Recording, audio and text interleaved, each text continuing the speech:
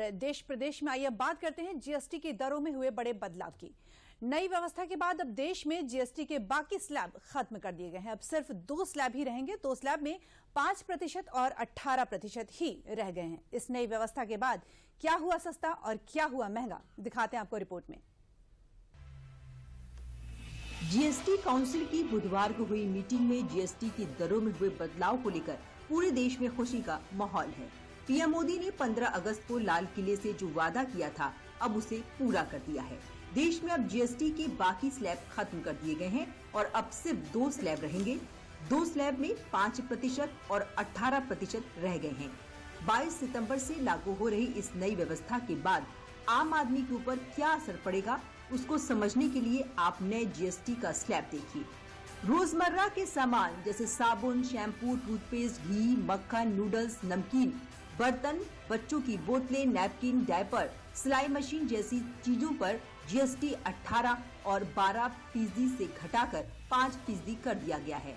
किसानों को भी बड़ी राहत दी गई है।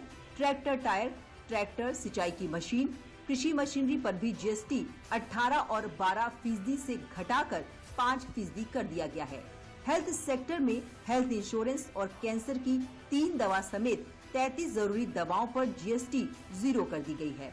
वहीं thermometer, oxygen cylinder, diagnostic kit पर जीएसटी 18 और 12% से घटाकर 5% कर दिया गया है। छोटे मोबाइल और कारें भी पहले से सस्ती हो गई हैं।